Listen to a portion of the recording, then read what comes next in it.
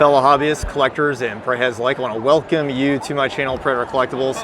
Now, this is, of course, Mr. Randy Emberlin, and I just want to thank you so very much for your patience, for being here at the con. I was a little bit busy. Now, what he's currently inking right now is, of course, commission work. That's how usually artists do a lot of fan commission-based work for Venom, Spider-Man. You're best known for Spider-Man. Yeah, I'd say, yeah, that run was, you know, like almost 7 years on Amazing and Web. Oh, nice. So, yeah, it was like almost 100 issues. Now, I have to ask, though, as far as a comic book artist, why comic books? What inspired you to do comics? Well, you know, I mean, I started out, comics taught me how to read. So when I was 4 years old, I started drawing when I was 4, and my grandma started buying me comics. And so I bugged her and I bugged my mom, you know, what are these characters saying? And, you know, it's a great way to compare images with words, and you can learn to read pretty fast. So I was reading well before I got into kindergarten. And by the time I was in first grade, it was like 6th grade level reading. You know, yeah, because me, as I can relate, I was already in 6th grade reading at a senior 12th grade level. There you go. I love comic books. But a lot of fans, even though most of you will know you for Spider-Man, what they didn't know is about Predator. Right. So exactly, how did Predator even come up into your portfolio? Well, you know, it started out really, I got my job at Marvel in like '85, and that was a big deal. Right.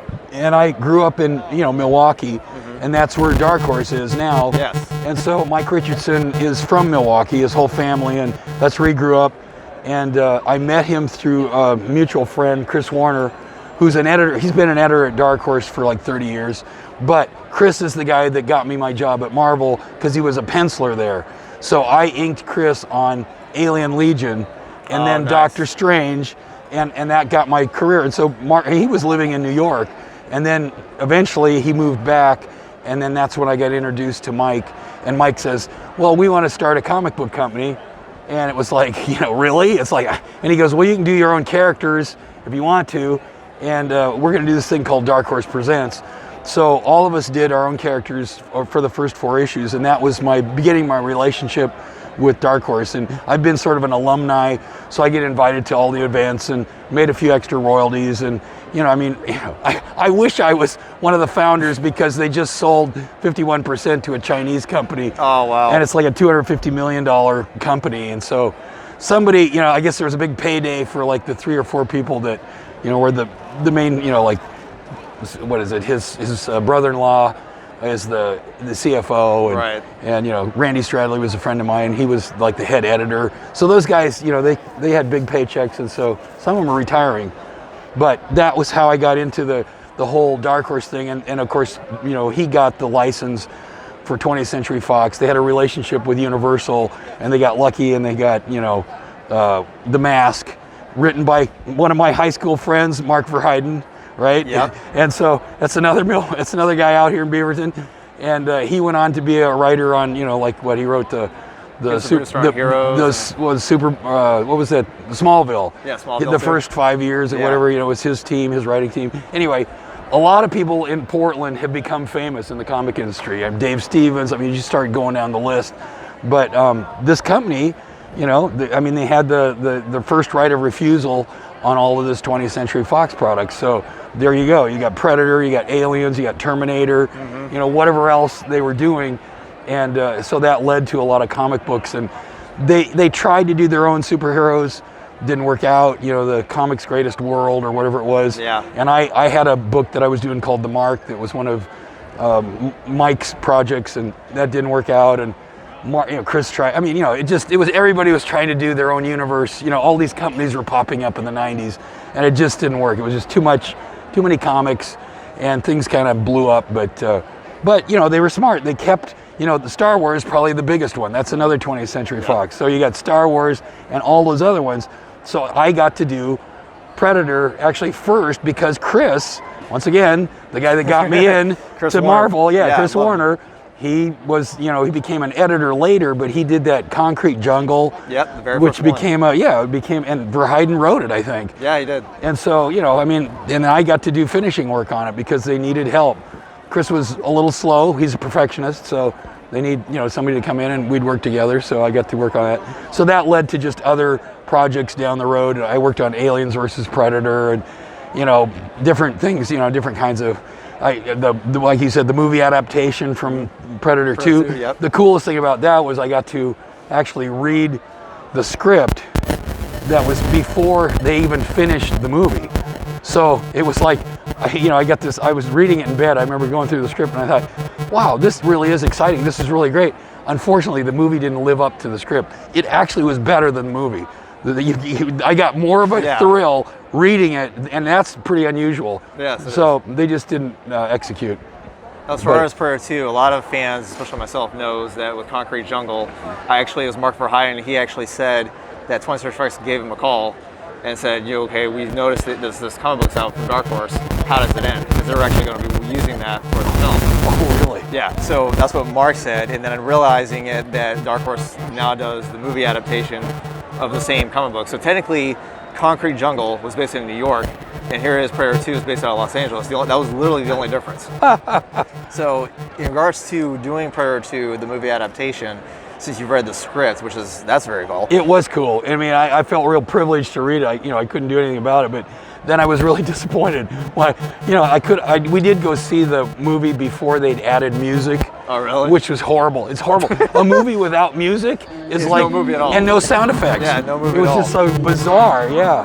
So what was the most difficult job about inking Predator 2, if it was not difficult at all? Because I noticed there was a lot of details in Predator 2 as a movie adaptation, that there were so many details, and the paper they were using was still the newspaper-based paper. Yeah. So in regards, how was it inking that movie adaptation? It wasn't, it wasn't much different than inking, comics at Marvel. I mean, we didn't do anything different as far as the pages that we worked on. So it was just their job to print them and, do whatever problems they had. Right. Usually coloring was better at Dark Horse than a lot of their magazine type books. I mean, Marvel eventually switched to, everybody switched to, Photoshop, and the whole coloring industry changed. But yeah, actually it was harder working on the Chris Warner stuff on Concrete Jungle just because I was doing finishing. Right. Which means he did less drawing, I did more drawing. It's like, Well, I think it's amazing that your work has contributed to the Predator franchise, which me and the fans at home love to do and see. I just want to be able to have that opportunity to see exactly all of what you've done and helped out for Dark Horse Comics. It's sad, unfortunately, that it did end up going to Disney/Marvel. I will give you guys a look at this Venom now that it's finished before Antonio comes and picks it up. And that's actually just one of the works that he's done. That's fantastic. I'm actually jealous of it. That one came out pretty good. I'm happy about it. Now the painful one. Okay, we'll keep working, and I'll keep working and keep talking. Yeah, you're fine. It's Carnage now. Okay. So now we're going to be working on... We're doing a Carnage with Amazing Spider-Man. It's like flames and Carnage, and I don't know if they can see that. Yeah, they can see it. That's awesome. Carnage with flames and Spidey looking on. So. And Carnage is coming out in the movie theater. Yeah, it's early October. It's supposed to be mid-October. I think they've switched it now to 1st of October or something like that. I don't know. Something like that. But yeah, so Concrete Jungle was harder than doing the movie adaptation just because, well, it's just there's more. Chris Warner requires a lot of, he's really detailed too. Yeah. I liked working on the second issue of the movie adaptation better than the first, because the first one I was inking Dan Barry, who is basically a newspaper strip artist that had done, I can't remember, it was like Buck Rogers or something like that. One of those type strips for years he did it. And he was good, but he's that kind of an old school, he does things like almost commercial art, like people look like real people, which is good if you want, like he could do Danny Glover and actually do good, caricature of him. So it was just a little boring. It was a little on the boring side. And then I got the artist because he dropped out and there was some problem, I don't know, his schedule. And so I got Mark Bright to do the second one because we were working together on G.I. Joe.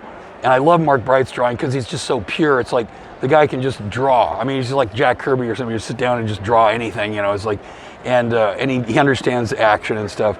So that was easy for me because we were working together.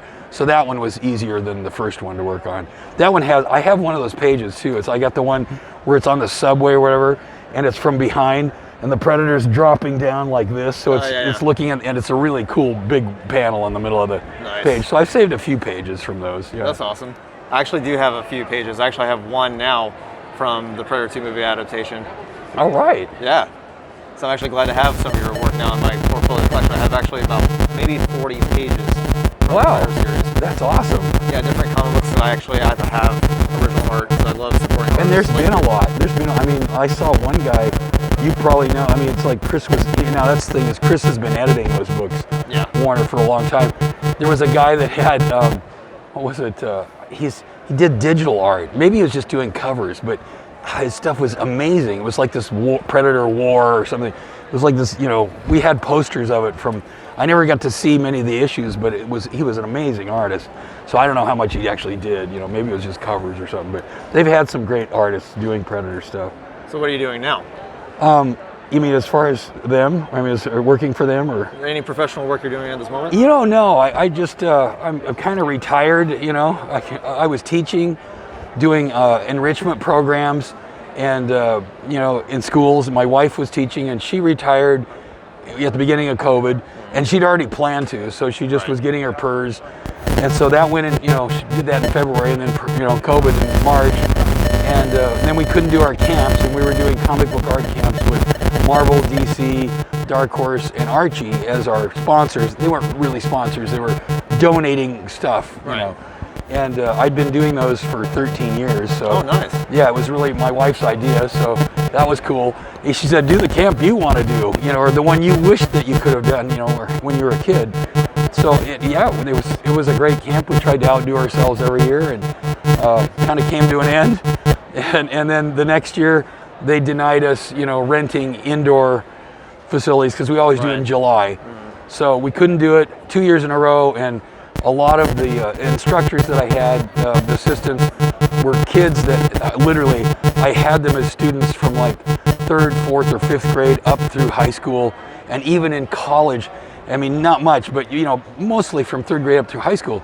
And so they were literally knew who I was. They were great artists and they were good with kids. Well, they're all graduating from college now and they're getting married and it's over. Time it's like flies. I don't have time to train a bunch of people, and do it. So that ended the camps. And we like to hike and kayak and travel, and I still like to do a Comic Con or two, and I've got plenty of commissions. People, you put stuff on Instagram and I get requests, so my queue is pretty full. Nice. So it's like, as it should be. yeah. And I've been a guitarist for like almost 45 years, and so I finally get to study jazz seriously, and I'm doing like arrangements for guitar, standards, jazz standards, a lot of them, and it's just, I'm having a great time getting ready to order one of those Canadian Godin guitars that's cut away, nylon string electric, and it'll be fun. I'll actually have a repertoire I can play, because I can sit in and play, and I know a lot of the players in Portland, so that's fun. And we have a really good jazz scene in Portland. I mean, really good. These guys have moved here from all over. That's funny, because I'm actually a cancer survivor, believe it or not. Oh, you are? Yeah, so I think in relation to that, spending time, because I'm going to be 45 when my son graduates high school, so that's where I'm like, now is the time to focus on, because I've been through that, to get a passion of what I love, which is supporting artists, meeting them, seeing what they've done. Because I grew up reading your work. Oh, cool. And seeing all your artwork. And I was like, I never thought in a million years I'd be able to sit down with you and talk about all the Predator comic books that I've collected. That's cool. That's cool. I mean, I could have done more Predator stuff, I guess, if I wanted to, but I was always pulled, doing Marvel stuff. I tried to get to do some DC stuff. It wasn't easy to get in there. I did, half a dozen issues of Batman, just to say I did some Batman, probably, But mostly it was Marvel. And then, Dark Horse, whenever I could do a project. I mean, I did that Crimson Empire 2 series, which was, that was big. It was like 28-page, 28-page, special bound. Right. It was, whatever they called them back then. But, and whatever else would come along that was fun. I mean, I did a bunch of other projects for Dark Horse too, so that was good. I mean, it's just that you finally get to the point where you're going, I just can't do this all the time. Exactly. And I would rather go hiking in the mountains or something, Yep. So, or play my guitar. Really want to say thank you though for your time. I really appreciate it, and I also appreciate you for supporting artists like Randy. So if there's anything else, I'll leave all his contact information in the Down Blunt Cops section. So I want to thank you guys, and always hunting. Randy, I appreciate it, my friend. And I'll talk to you later. Thanks.